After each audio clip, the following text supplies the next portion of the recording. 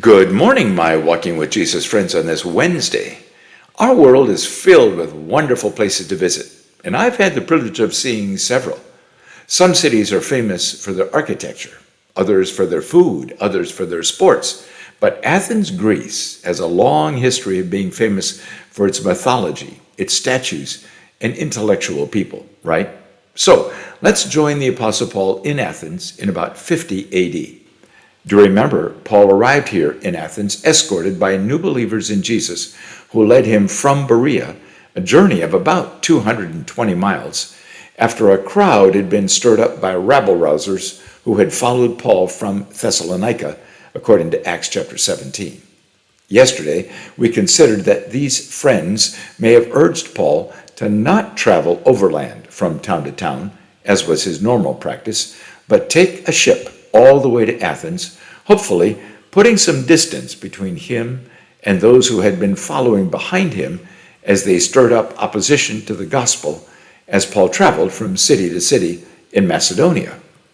Paul had left Silas and Timothy in Berea, and while Luke does not mention himself, I suspect Dr. Luke may have traveled with Paul to Athens as his personal physician and keeper of the log of this journey. Luke records this about Paul's time in Athens.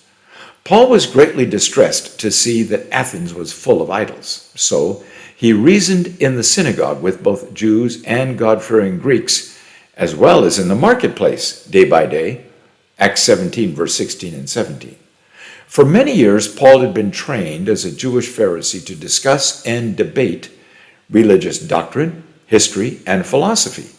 Paul loved to study, always learning, and then engage debate with those who may hold a different perspective. Paul was competitive and loved winning a debate. However, anointed by the Holy Spirit of God, Paul was nearly invincible in debate. Therefore, Athens was a perfect place for Paul to present his message of the teachings of Jesus. Luke, as a physician, was also well studied, and if he was with Paul at this time in Athens, I imagine Luke loved watching Paul engage in these debates with well-educated, intelligent Athenian Greeks. In fact, Luke reports, a group of Epicurean and Stoic philosophers began to debate with Paul.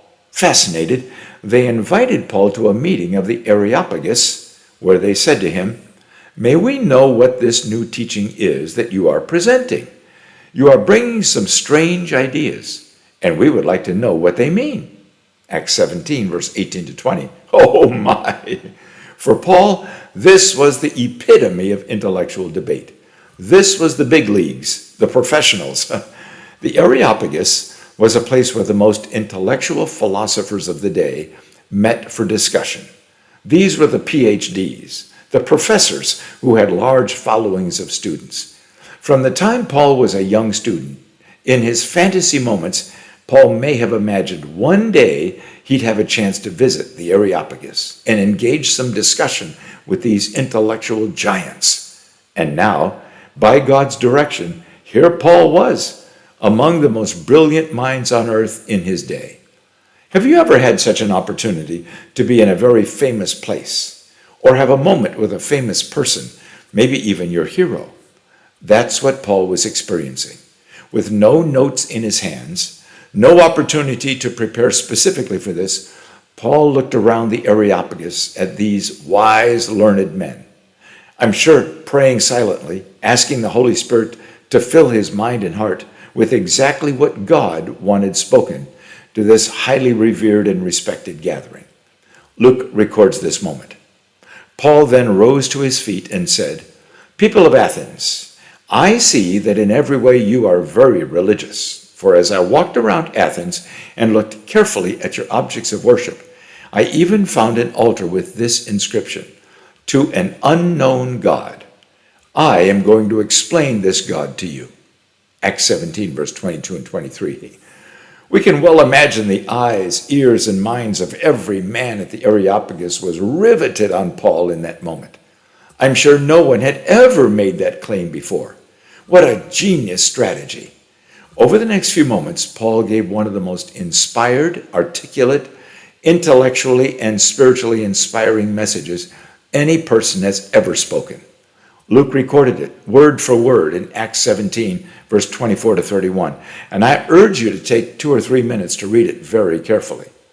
Paul began with this profound declaration: the God who made this world and everything in it is the Lord of heaven and earth, and he does not live in temples built by human hands. Acts 17, verse 24.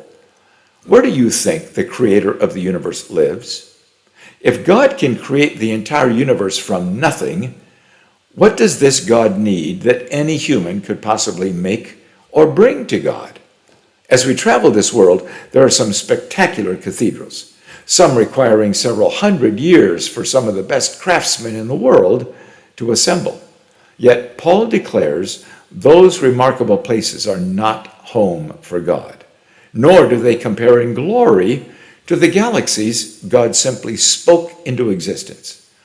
I imagine Paul paused for a few seconds after making that statement to these very wise men.